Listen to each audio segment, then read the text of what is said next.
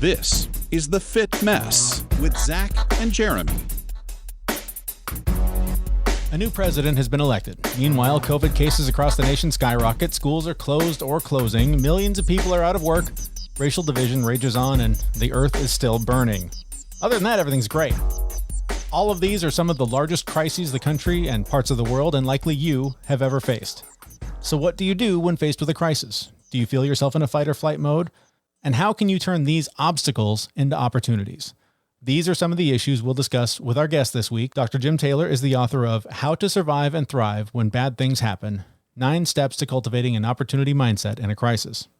So I don't know about you, Zach, but I think a lot of people spent a lot of time last week watching TV. There was the big election, and many people, pretty much every American, was waiting to see what was going to happen, hoping that their guy was going to win. And I found myself, I'd started the week getting a lot of things back on track. I had my diet sort of in line. I was working out. I was doing the things I needed to do. And then when it came time to find out what the answer to this big question that we've been wondering for 2 years was going to be, I could not leave my TV screen. Mm-hmm. And this thing that was wildly beyond my control, everything that I could do about it, I did weeks ago, but I allowed it to completely take over my life and disrupt my routine, disrupt everything that I had built on, and it just crumbled to the ground. Yeah, kind of the same thing at our house. I was able to maintain all of my working out and eating right and all of that, but every night my wife and I sit down on the couch after everything is done, mm-hmm. and we watch a little bit of TV. And for the entire week, I was already on the couch. Yep. I already had the TV on. I already had the news on. And my wife kept sitting down going, "Oh, we're doing this again." But it's such a great example of what I think so many people have been doing for the last 9 months, 10 months, wherever we're at now with COVID. I mean, we've all been told to stay home, don't go out, don't go do things. And our kids' lives are disrupted. They're either virtually at school or they're at school until they get sent home because somebody's been exposed to something. And so I know a lot of people are sort of waiting for things to settle down, waiting for the racial unrest to stop, for the protests to stop, waiting for COVID to get fixed through some magic vaccine that we'll all get overnight and we can all just go back to work, whatever it's going to be. But there is this sense that I get from so many people that I hear from that people are just sort of waiting for mm-hmm. things to change. And the harsh reality is they're not gonna. This is normal. This is not time that our lives are on pause. And when this is over, we get to pick back up where we left off. We're burning time of our life now, probably at least a year, that we could be doing other things, that we could have our lives on track, doing all the things that we are going to do someday. And I've been as much a victim of this, and I say victim, I'm the one perpetrating this against myself, but I'm as guilty of this as anybody, of sort of waiting for things to get better so that I can get back on track. Yeah, same thing here. It took me a long time to realize that I was waiting for normal life to come back so I could get back on track with everything that I had. And we talked about it a few episodes ago, like how much grief there is in this and mm-hmm. how much we lost, and realizing that all of those things that you just said are now normal. And we need to build our habits and our structure around that to continue to be healthy mentally and physically and do the things that we need to do under this new normal. When you mentioned grief too, I mean, that is a huge part of this. And grief, struggle, suffering is all longing for something to be other than the way it is. And the mm-hmm. sooner that you can acknowledge that this is the way it is, everything, outside of me is beyond my control, then a lot of that grief and a lot of that suffering can dissolve. And you can find yourself back at a place where you can now make decisions about, how am I going to eat? How am I going to move my body? How am I going to interact with other people? How much am I going to participate in a political process? Whatever thing it is, I think it's a lot harder to do while you still sit in that grief, waiting for it to go away, by the waving of a magic wand from someone else. Yep. And I don't believe in magic wands. There's not a whole lot that's going to happen that I have any power over. So, like you said, it's just... Well, power over and faith in, back to the COVID topic. I mean, when Dr. Anthony Fauci said around the time that the World Series wrapped up, he said by this time next year, we should be able to have a normal World Series. Should be able are the key words there. Should, but we don't know. We don't know how effective this vaccine is going to be. We don't know how willing people are going to be to take it. We don't know what long-term side effects. Like, okay, great. Maybe this thing works. And maybe it gives us all cancer in 5 years. I don't know. This is way beyond my comprehension in the way that these things work. And I'm not trying to say vaccines are bad. I believe in science. I believe in vaccinations. But there's just so much we don't know about a process that's been so rushed. And I'm not here to debate, the validity of COVID or vaccinations. I'm just pointing out that we don't know what the future holds. All we know is what is real now.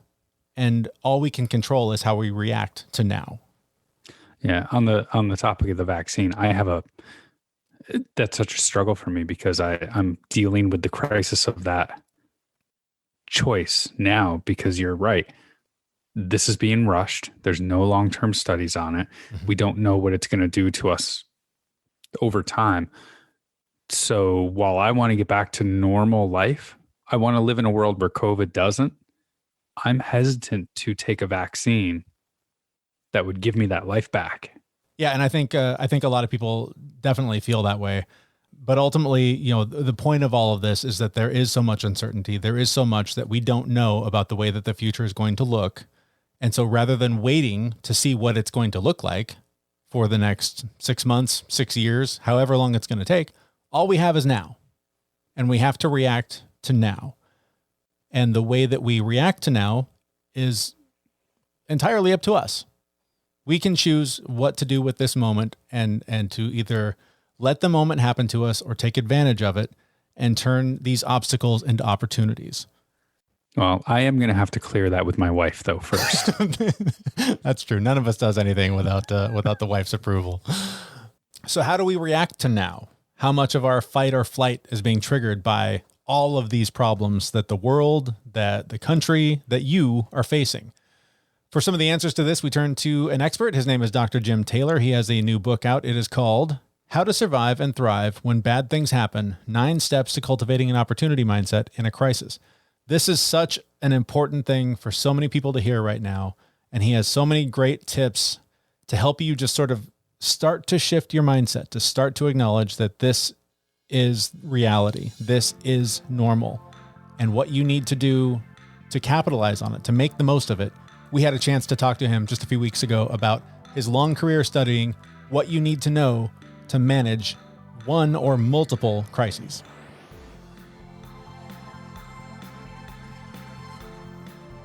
I have a PhD in psychology, and for many years I've worked with high-level performers in business, sports, medicine, tactical, and I've also been a high-level athlete myself. And really what I focus on is critical performance, is how do people perform when it really matters? Mm-hmm. And clearly, with our current crisis, what I characterized in a recent blog post is a perfect storm of crises, political, moral, health, economic, the list goes on. And so we are challenged in a lot of ways how we can respond to this perfect storm of crises in a way that might not necessarily solve the problem immediately, but will help us get through it in the most positive and constructive way. I'd never really thought about it until preparing for this interview, but there are varying degrees of crisis. I lost my job and there's global pandemic. Do we, either from just a practical standpoint and even a physiological standpoint, do we respond to them differently depending on how severe they are? Well, it's a very good question. And I think a couple of key things. First of all, we all know what a crisis is viscerally. But what I try to do in my book, which came out in just last year, so before any of this happened, was really help people understand what it is, what a crisis is, because that understanding helps us manage it better. It helps us feel more in control. It helps us really figure out how best to respond. So a couple things about a crisis. First of all, they're unexpected. And certainly nobody expected COVID to pop up, that's for sure, and all the other things that came with it. It also, most powerfully, it disrupts our lives. It creates instability.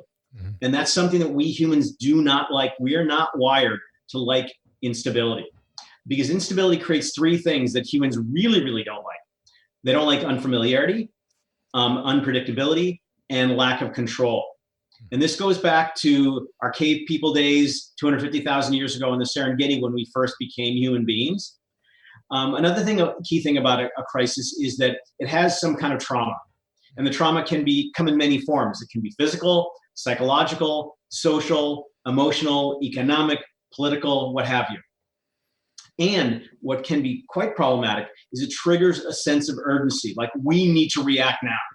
And I can describe some of why that is in a little bit, but that's my basic notion of the qualities, the aspects of a crisis. And as you indicated, there are many different types of crises. The list goes on: personal, health, safety, relationships, financial, governmental, societal, environmental, natural disasters. We have Hurricane Laura going on now, which is just adding to the problem. Mm-hmm. And so we're being hit in so many different ways. So it's so important that we be able to not just react, but step back and figure out how can we move forward in a healthy way. In my line of work, crises hit very quickly. We have to deal with them and react very quickly, and then they're over very quickly. This is such a long and drawn out crisis. And as you mentioned, like just one thing after the other keeps adding on to this stuff. And you mentioned, taking that step back and looking at it in a different way. How can somebody do that? So somebody like me, I see a crisis, I jump in and I react. How can I step back and take that bigger look? Okay. Well, I want to make a distinction between what I call primitive crises and modern crises. So we are wired through evolution to respond very quickly to what I call primitive crises. So let's go back to the Serengeti 250,000 years ago. A crisis would be a threat to our survival. And it might be a rival tribesman with a really big club or a saber-toothed tiger. And so it required us to have this very immediate reaction, but also the crises were very clear and they were tangible. So it was very clear what I need to do with this rival tribesman with a really big club. And I'll talk about that in a second. But today's crises, as you alluded to, they're often unforeseeable. They're difficult to understand. Certainly COVID, it's hard to wrap your arms around how this has all happened. Also, in many ways, some of these crises are distant and indirect. And also, as you noted, they're delayed and lingering. So this is not just like a caveman, we need to fight or flee. How do we deal with this? And so another tough thing is that in those primitive crises, they're within our control. We can do something about it. Whereas with COVID, for example, yes, there are things we can do in our immediate vicinity, but overall, we individuals can't find a cure for a vaccine for COVID. So my basic idea is that what worked then doesn't work now, because this immediate quick reaction simply isn't going to be effective in response to the crises that we're facing today. And that has led also, in my book, I talk about this distinction in terms of what I call a crisis mentality and an opportunity mindset. And what you were talking about earlier really is a crisis mentality. And would you like me to sort of explain? Yeah. I was just going to ask you to expand on that. Okay. So if you'll give me a little latitude to provide a very brief neuroanatomy, brain anatomy lesson. Okay. So there's a structure at the base of the brain called the amygdala. Mm-hmm. And not only do we have it, but all creatures have some form of it. And it's basically the gateway for all information. And the purpose of the amygdala is to take that information in extremely quickly and then produce a response if necessary. So again, this served us extremely well in the Serengeti 250,000 years ago, where when faced with this immediate threat, we didn't have time to step back and go, interesting. I wonder how we should deal with this situation. He does have a big club. He kind of looks pretty big and looks like he wants to pummel me to death. Because if we took that time, what was likely to happen? Well, we were going to get pummeled to death. Right. And we wouldn't survive.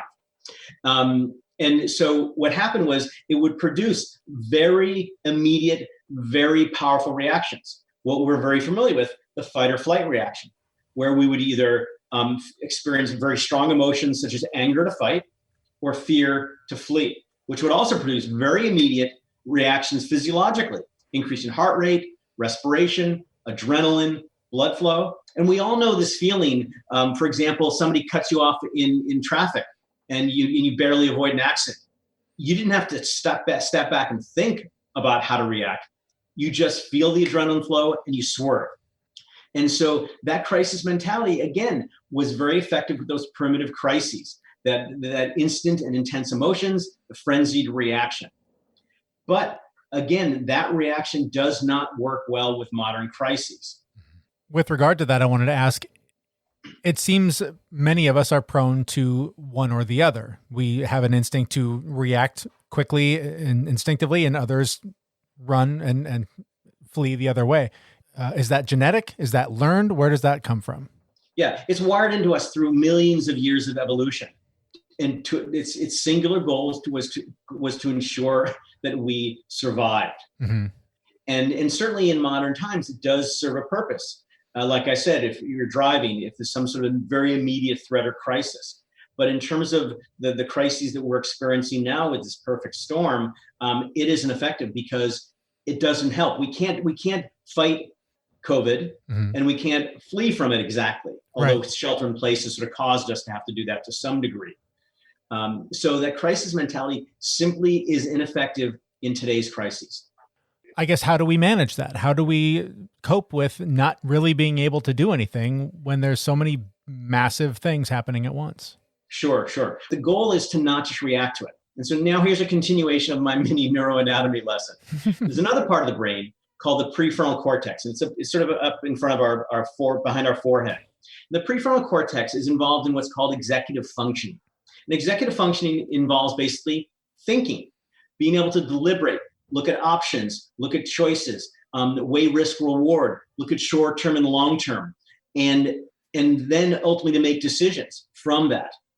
And this is something that has evolved only in humans. It's part of this thing up here that we have called the cerebral cortex. It separates us from animals. It gives us the ability to think about situations we're faced with.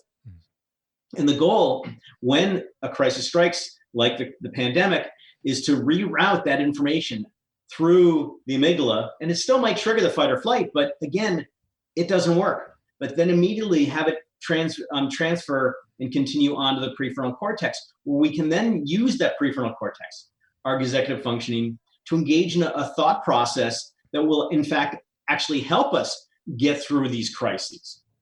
And so a couple of things about that. First of all, maintaining sort of a positive can-do orientation. Like, there are things we can do here. Now, running around frantically are not those things, but there are things we can do. Also, very importantly, being calm and purposeful.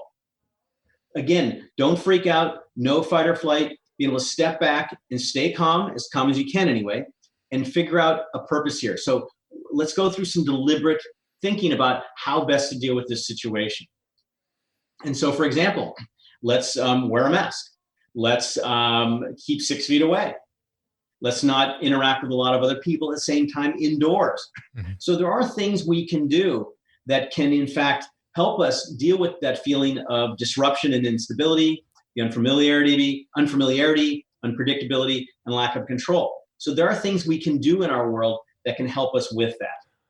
And so what this does, it sort of short circuits our amygdala's reaction and enables us the time and the space to be able to come up with a plan for how best to deal with the situation we're in.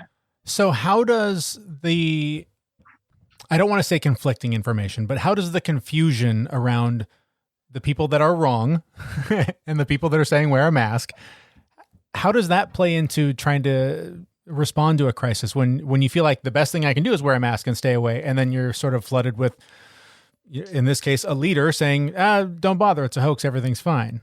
How does that play into this? Yeah, no, it makes things worse. And I don't want to get political here. Yeah, me either. That's not my point. Yeah. Right. But clearly, even with the World Health Organization, with the CDC, early on they said certain things, mm-hmm. and then as they gain more information and learn about it, they change the information. Mm-hmm. And so that creates confusion, and that creates more stress, more triggering of our crisis mentality. And so that makes it extra hard. And it's very important to be able to always go back to like, okay, what are the basics here? What do we really understand about this situation? And then do what we can, because invariably with a crisis like this that evolves, information is going to change about what works and what doesn't. So Right. it does require a degree of flexibility. But unfortunately, when our amygdala gets triggered, our survival instinct gets triggered, our fight or flight gets triggered, flexibility is not really in the plans because that takes too much time. Right. At least the primitive part of our brain thinks that. So when the fight or flight instinct kicks in and you interrupt it, and you talked about it a second ago, a few things that you can do to help interrupt it. You mentioned positive mindset. I am off the charts anxious, so my fight or flight is going nonstop all the time. I don't have to have somebody cut me off. I just get in the car and start it, and it fires. So I spend my entire day getting in front of it, and I want to hear your if you could, a little bit more detail on like, how does that positive mindset, how does a positive message interrupt that signal and make that change in a person? Right. Well, because it counteracts all the negative emotions and those instincts that are just coursing through our veins and through our brains. And anything we can do that can take our mind off the immediacy of those feelings, because they are, as you indicated, so compelling and so hard to resist. Again, resisting millions of years of evolution is a pretty significant task, that's for sure. But a couple of things I find are really helpful. First of all, going back to our values. Now, again, I'm always a little reluctant to talk about the V word because it's been hijacked and it's become politicized and it's been used as a cudgel. But when I talk about values, I talk about the values that we can all agree on, no matter where you live, no matter what your faith or politics, because values provide two things. First of all, especially when our lives get disrupted, it creates a sense of solid ground. Okay, so I'm going to go back to what I truly believe in. And that might be, if you're a person of faith, it might be faith. It might be self-responsibility and ownership. It might be taking care of my family and my community. That right there plays a big role in activating the prefrontal cortex and disengaging the amygdala. So simply going back to like, okay, what do I value? And what do I want to have happen in this crisis? What are my priorities? That really has a grounding effect. It also acts as a North Star. That is, it provides direction about where you want to go with all this. Mm-hmm. So I want to protect my family. I want to continue to do my job if I have one. I want to be able to help my neighbors if they need help. So simply a discussion about this, anything that gets you out of that vicious cycle of threat, survival, fight or flight, and so on, is really, really valuable. Another really powerful thing are the attitudes we hold. And one particular one is victim versus master. That's an expression I use, being a master of a situation. And though you think, well, I can't really master COVID, what you can master is yourself. And we do have that capacity to engage control over how we think, what emotions we experience, how we act on the world, and how we react to the world. Because a lot of these days, it is about reacting to this ever-changing world. And so there's this tendency when presented with a threat of a crisis is to want to curl up in a ball in bed, binge watching TV and eating ice cream. Right. That kind of withdrawal, it provides, again, in a primitive sense, you're safe in your room. But in the broader sense, you're not, because you're at the mercy of the world around you. And I'm a big believer that the more you can gain control of your world, and it might just be a very small thing in the world, but it's still your world. It creates some mastery over it. That has a powerful effect on our psychology, our emotions, and our physiology. So looking at our lives, especially during shelter in place, what can I do to make this as positive an experience as possible?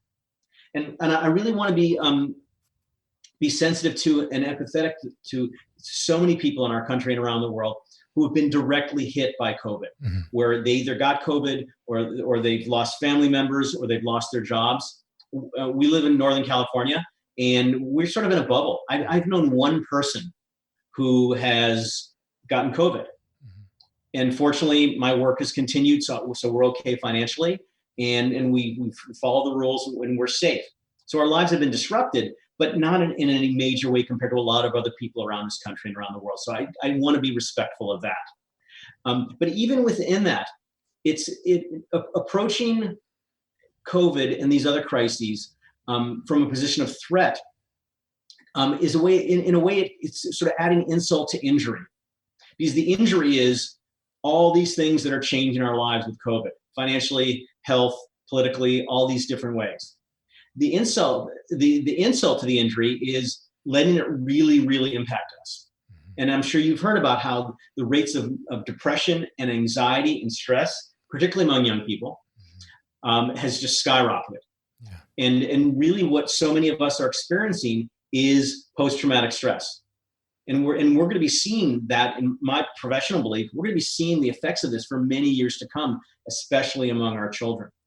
So the more we, as parents and just as people, can handle the crises in a healthy and constructive and positive way, the better it will be for us, but also very powerfully for our kids, because for them, this is scary. Mm-hmm. This is super scary, especially the younger ones. And they don't know what this means. It just means people are getting sick and dying. Oh my gosh.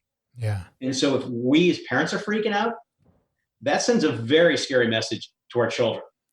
So if for any other reason, then our kids, let's get our act together. And I was going to drop the S word, but I wasn't going to say it. Decided not to say it. Get our act together and respond with that opportunity mindset, because we can't change a lot of the realities of COVID and these other challenges around us. But what we can do is be a master of us. And that alone will mitigate a lot of the downsides that come with the experience we're having, this once in a lifetime experience. It's funny that you mentioned that. My wife found out she was losing her job, but I know that for me, the initial instinct was, oh man, we're screwed. What are we going to do? But then, a day or two went by and we had time to sort of process it and really, like you were saying, like step back, think about what's really going on here, assess the threat. And ultimately it's already turned into a positive for both of us. I ended up finding some extra side work that's brought in a lot more money, a lot more quickly than I thought it would. She was basically headhunted and offered a job right away. And so it was interesting. I remember having a mental shift a couple of days into that process of just thinking, this is going to be better. I can't believe what an opportunity this is rather than a scary situation. And that really sounds like what you're talking about is when you have the time to process it, you can flip these things into opportunities. Yes, very much so. And what I've heard, especially the first couple of months of this, and it's been a fascinating arc in terms of our experience of COVID from the first month or two to now we're heading towards 6 months in, how it's affecting us. Mm-hmm. But initially, I heard a lot of people saying, this is really wonderful. Yeah. Because it's enabled me to spend more time with my family. I'm not commuting an hour and a half a day. I can focus on myself a little more. I have more time to do things that I particularly value. And seeing this as disruption can be seen as very threatening in a primitive sense, but disruption of our lives can in fact be very healthy, because as long as we're in our normal lives, we're probably not going to make any major changes, even though we're not necessarily happy in those lives, mm-hmm. because we create this world around us that supports what we do for a living, the people we hang out with, where we live, our activities. And the fact is, though, again, it's hard to change aspects of our lives when we have these routines and patterns and habits. Mm-hmm. So this disruption in our lives can be so beneficial because it's caused us to have to sit back, reflect, and reconsider, and maybe do a reset in terms of what kind of lives we want to lead. And that could be macro, like moving to northern Idaho and living off the grid. That's mm-hmm. pretty extreme, not likely to happen for most of us. Or simply maybe saying, I'm going to eat better. Or I'm going to reach out to my extended family that I haven't had time for, or I'm going to exercise, or I'm going to learn to play the guitar, or whatever it might be. Mm-hmm. So again, it's this idea of resisting the negative spin of a lot of these experiences and seeing them as opportunities to reconsider ourselves, maybe to reinvent ourselves. And at the very least, a little disruption can be healthy as long as the consequences, of course, aren't too major. My wife and I have now, for years we've been saying, when we retire, we're going to find a nice place on the beach, and that's going to be it. And now through this I got to spend so much more time with my family, which was awesome. But through this, we've now realized that we don't have to live where we work. Like that's going to stick around. So now we're talking about, well, let's go find that place now and spend 20 more years at the beach. And it disrupted us to the point where we're going to go make a positive change. That's great. I think that one of the challenges, at least here, we have a second home in the mountains, about 3 hours from San Francisco, and we've had it for a number of years. But this real estate market there is just insane because everybody from the city and the suburbs want to get out. Yeah. And for safety reasons, because there's lower rates up there because it's so isolated, but also because they don't need to be in an office now. Yeah. And so why not live in the mountains? So that's a wonderful example of normally you probably wouldn't have thought of that. But this has caused you to go, why not start enjoying that place on the beach when I'm 40 or however old you are, rather than when I'm 65? Yeah, absolutely. What are maybe one or two takeaways that people can take into the world as it is and try and find ways to flip this and find that opportunity if they haven't already? Sure. Maybe I can offer maybe more than one or two, but a couple of quick ones that I think are valuable. First of all, there's a tendency when faced with a crisis to lose motivation, not want to work, not want to exercise, not want to do anything. Again, it's that curling up in your ball on your bed. And my first recommendation is reignite your motivation. Find something that excites you and throw yourself into it. That is an incredible, incredible tool for dealing with the stressors and the uncertainty of a crisis. Having a purpose. For me, it's been triathlon. I got back into doing triathlons last summer, and I'm just working out a ton, getting ready for races whenever they might be. Right. So whatever it might be, find something to get excited about, to get motivated about, and throw yourself into it. Second is control the controllables. So identify what in your life you can control, and then what in your life you can't control. Don't obsess. Don't focus on the things you can't control, and then really make an effort to gain control of the things you can control. Also, generate positive emotions.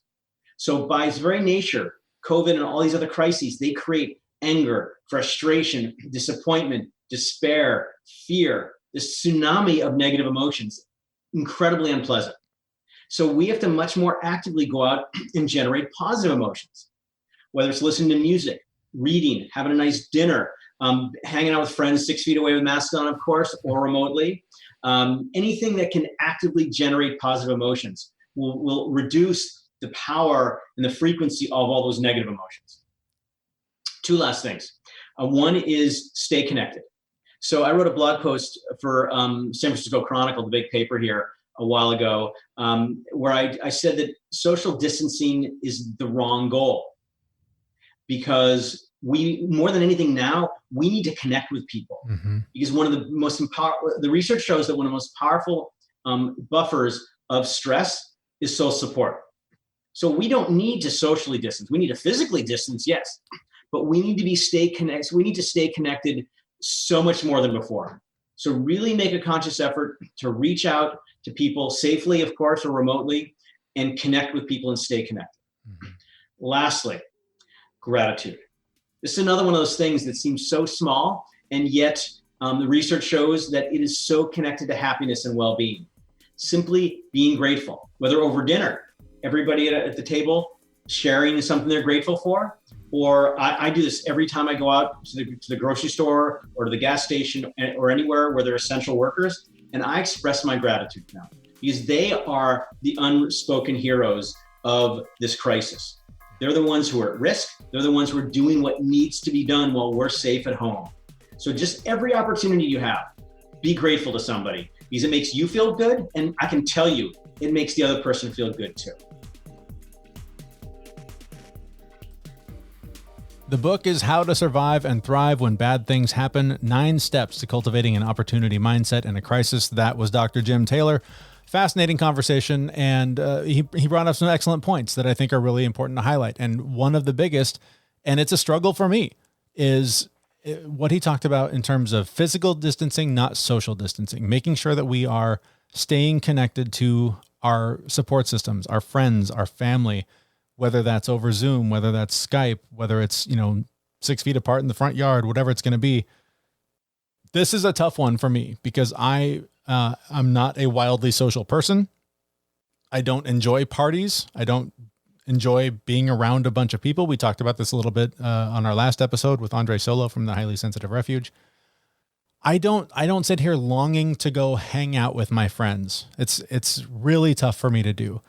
Frankly, Zach, you and I probably text 5 to 6 days a week to each other, even if it's just a funny joke, something, but like you are my lifeline to other people. Beyond that, I don't really talk to anyone outside of my house. That's a really piss poor lifeline. I'm sorry. But for me, it's enough, right? Like I don't need long hour-long Zoom calls with small talk and how you doings and whatnot. Yeah. But on the flip side of that, my family has been really enjoying going hiking, which is great. My youngest daughter is now old enough that she's getting riskier. She's 5, so she wants to get out and test her limits and do her things. So over the weekend, we got together with some friends in our neighborhood that, we all masked up. We went for a hike out in the mountains, and it was awesome. Like just to see my kids having that social interaction, because it's easy for me to forget how much they need it because I don't. Maybe I do need it, but I don't want it. So it's a whole other thing. But but it was really nice to, despite wearing a mask, to experience something normal, and that can be sort of invigorating. It can sort of revive your interest in life, because when you don't leave your house 6 or 7 days a week, that becomes a little too normal. Mm-hmm. And you guys are doing the same thing, right? You guys are going to start getting outside. Yeah. So my wife is a big skier. My daughter's learning how to ski. I learned to ski when I was, when I had my sense of mortality about me. So I was never super excited about screaming down a hill really fast on things that don't have like a brake pedal. Right. I know you can stop, but like, I'm big on brakes. I'm big on brakes. I'm with you.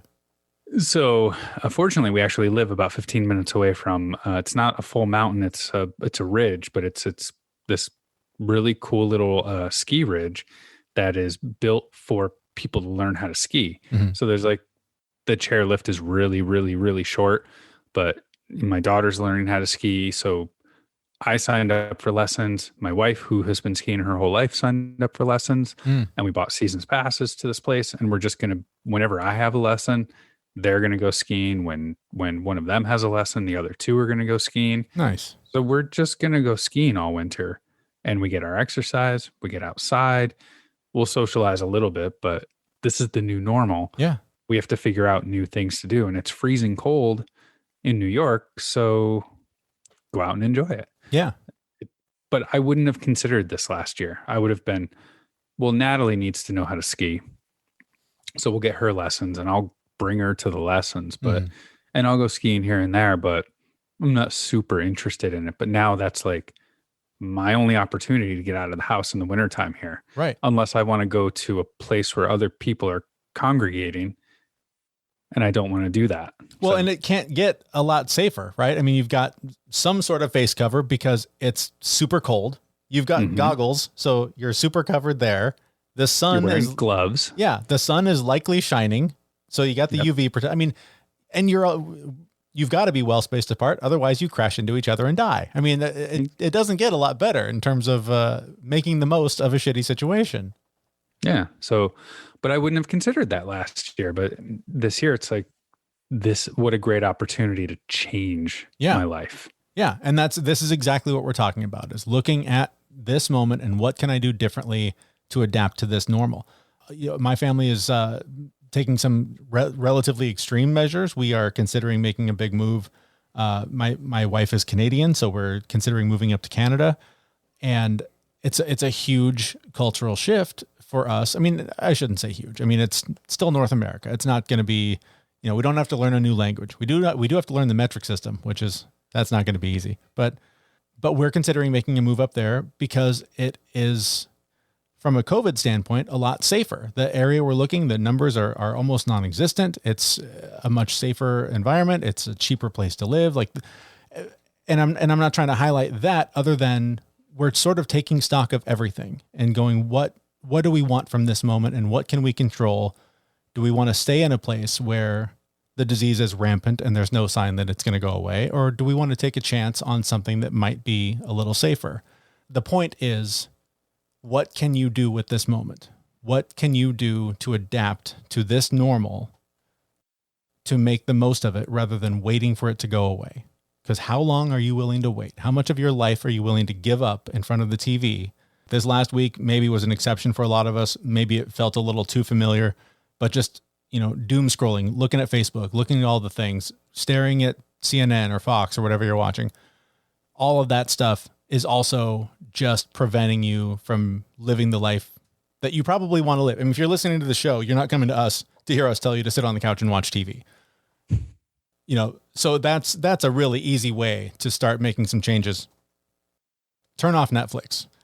Only look at Facebook once a week. Like whatever limitations you can put on that stuff is only going to help you find that there's all this time that was being sucked away by a screen. And, there's no better lesson than the hike that I was on with my kid. She brought, a digital camera to take pictures. And the whole time she's taking pictures and then looking at the pictures of the things she took while walking up the mountain, like experiencing it. She's staring at a screen.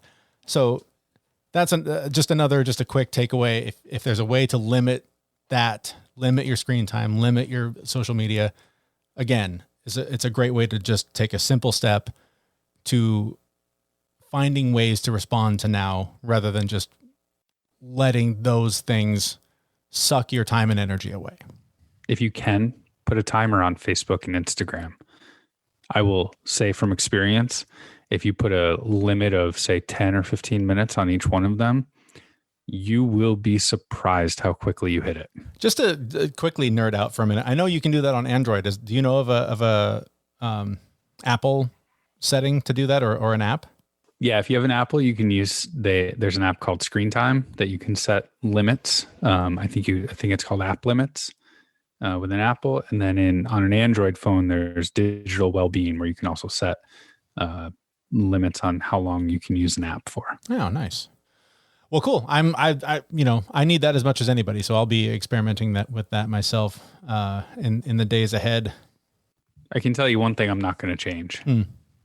Is I'm going to keep enjoying athletic beers, non-alcoholic athletic beers, while I'm either watching TV and not doing the things that I need to do, or if I'm doing the things I need to do to change, I'm going to continue to drink athletic beers. They are a sponsor of the show, and it's so funny because I love following them on social media because through their product, they promote the lifestyle that I want to live. Really outdoorsy, living life to the fullest, all the things. So on my hike, I brought some athletic beers to the top of the mountain. And when we got up there, I cracked a couple, and it was so cool because, well, there were a number of reasons, but I got to share, having some beers with a friend and with my wife. And that was just a nice feeling. It was a great way to cap off the climb up to the top. But then on the way down, about halfway, I realized back in the day, I would have brought a real beer. And right now I would feel exhausted because I had that beer and like just the relaxation of the alcohol would have kicked in, and I would just be wanting to get to the bottom because I would be so tired. And I was like, I actually still feel great. This is awesome. So, and to hear my friend go, oh my God, that's amazing. I can't believe how good that is.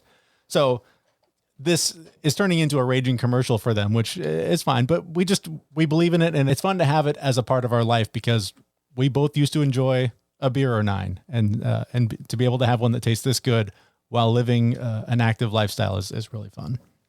All right. Well, before we get out of here, a quick thank you to our guest, Dr. Jim Taylor. Again, we just want to mention the book. It is How to Survive and Thrive When Bad Things Happen, 9 Steps to Cultivating an Opportunity Mindset in a Crisis. We have a link to that on our website. And while you're on our website, go ahead and sign up for our newsletter. Like many of you have in the last week or so, welcome to the show. When you sign up to the newsletter, we will keep you up to date on new episodes to make sure you don't miss them. We'll sign you up for opportunities to win books from the various authors we speak with and other prizes that will be coming down the pike here shortly. For example, in the next couple of episodes, we may or may not be giving out an Amazon gift card to help you with that Christmas shopping. Well, where do I sign up? I'll tell you. Thefitmess.com is our website. While you're there, subscribe to the show on whatever podcast player you use to listen to your podcasts. Thank you so much for listening and for your ratings and reviews on Apple Podcasts or, again, wherever you get your podcasts. And please spread the word. The more folks you tell about the show that may find it useful, the better it is for all of us. So thanks so much for being there and being part of our little community. We will be back next week with a brand new episode at thefitmess.com. See you, everyone. We know this podcast is amazing and does not seem to lack anything, but we do need a legal disclaimer. Jeremy and Zach are not doctors. They do not play them on the internet, and even if they did play them on the internet, they would be really bad at it. Please consult your physician prior to implementing any changes that you heard on this podcast. The listener assumes that Jeremy and Zach do not know what they are talking about and that you will do your own research on the topics talked about on this podcast.